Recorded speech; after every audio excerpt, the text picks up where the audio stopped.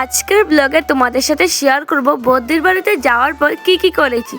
Hello everyone, welcome back to my profile. আমি তোমাদের দীপা আর আজকে নতুন আরেকটা মিনি ব্লগে অনেক স্বাগত জানাই। বদ্রির বাড়িতে যাওয়ার জন্য এখন আমি চলে এসেছিলাম বিশালগড়ে, আর বিশালগড় থেকে আমি নিয়েছিলাম 2 প্লেট মোমো। বদ্রির বাড়িতে আজকে আমার সাথে যাবে ভাই, তো দেখো তোমাদের সাথে কথা বলতে বলতে এখন আমরা চলে এসেছিলাম মধুপুর থেকে সিঙ্গারা তার সাথে মাজা নিয়ে এখন দাদাভাইয়ের গাড়ি করে চলে যাব বদ্রির বাড়িতে। গাড়িতে দাদাভাইয়ের সাথে কথা বলতে বলতে কখন জানি বাড়িতে চলে এসেছিলাম, বুঝতেই পারিনি। তো দেখো এখানে বদ্রি আর তুতুলে দাঁড়িয়েছিল। বদ্রির বাড়িতে এসে প্রথমে আমরা মোমো নিয়ে বসে গেছি এখানে খেতে। তুতুলে খাচ্ছে মাজা, তো এখানে আমরা সিঙ্গারা মোমো নিয়ে বসে গেছি, তার সাথে মাজাও আছে।